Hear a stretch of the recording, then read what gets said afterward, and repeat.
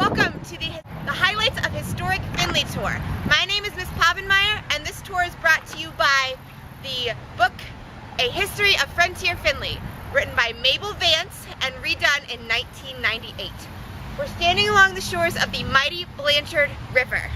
It didn't always have that name though. This guy, Jean-Jacques Blanchard, came to America on a pirate ship. Decided he didn't quite like the pirate ship life anymore, so he got up in a place called New Orleans, Louisiana, with a bunch of fur traders and fur trappers. He followed them all the way up north, where he decided to split from them in Ohio. Made his way to Findlay, found his home along the Blanchard River. But it wasn't called that just yet.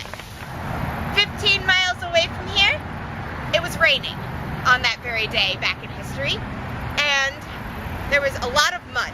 It was the War of 1812, and General William Holt wanted to move his people through, but he couldn't. There was so much mud.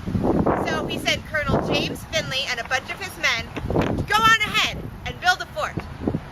Colonel Findlay and his men couldn't quite get through the mud either, so they dug in 15 miles from here, as I said, and they built a fort in the mud. It was called Fort Necessity. This is the Main Street Bridge.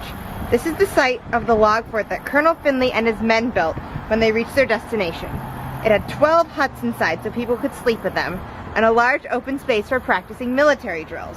It was named Fort Findlay. General Hull's army trudged through the mud and cold to make it there, even though they were sick and hungry. Remember, because of the glaciers melting, Findlay was a swamp first, so there was lots of mud all over. Some stopped here. We are at Riverside Park, and we are here for a very specific reason. I'll tell you in just a minute why we are here at this historic location. Check it out. This is why we're here at Findlay's Riverside Park. It says here, Hull's army crossed the Blanchard River June 1812 on the way to Detroit. So this was during the War of 1812. Remember how I said when we were at the Blanchard River how only some of them stayed at Fort Findlay? This is where the rest of them went. They crossed the Blanchard River here so that they could go on to Detroit. This was the site of Fort Findlay. Fort Findlay was considered a safe place. It stored food, guns, and blankets for the soldiers. It stood as we are standing at the corner of West Front and Main Street. Joseph Vance thought that Fort Findlay and its land would be a great place to call home.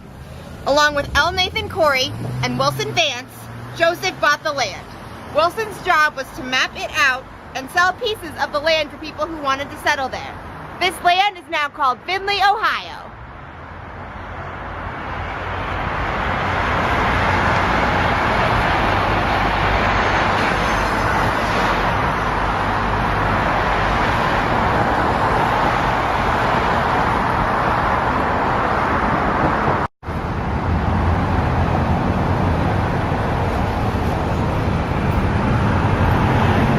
Wilson Vance and L. Nathan Corey divided Findlay into lots, or places that people could rent.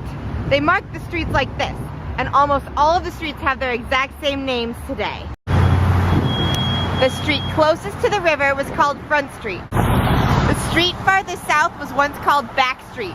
We now know it as Sandusky Street. The westmost street of Findlay was called West Street. Findlay's eastmost street was called East Street. The new city, called Findlay, had a main street that was to be 100 feet wide. It is now much bigger. It had spaces for a jail and a courthouse. There was also space for a school. A one-room schoolhouse was built in 1827 at the corner of East and East Crawford, which is where we're standing right now. If you look around now, we've got some different things going on. We've got a bank. We've got a service store, we've got a car dealership, we've got some warehouses and other buildings, we've got a church.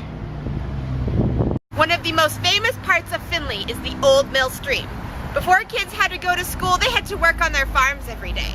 And their farms grew things like corn and wheat, and you could use those to make bread. There was a problem though. You need more than corn and wheat and bread to live. If you wanted anything else like store-bought flour or salt, you couldn't just run to Meijer or Walmart. There was no Meijer or Walmart back then. So instead, Wilson Vance, your school's founder, he had to make a 40-mile trip or other families had to make a 40-mile trip to the nearest big city called Urbana, Ohio, in order to get the things they needed. It was a little bit dangerous though. There were wild wolves around, there was all kinds of dangerous animals in the woods, and there were native people who didn't quite like it when we were trespassing through their land. So Wilson Vance decided that we needed a mill so that we could grind our own flour and our own cornmeal. So he took to the Blanchard River and he decided we needed a mill. And mills are powered by water, which we have a lot of. So they would take this mill, it kind of looked like a Ferris wheel, and they'd put it in the water, and the way it worked was that water would go in the little buckets and it would turn.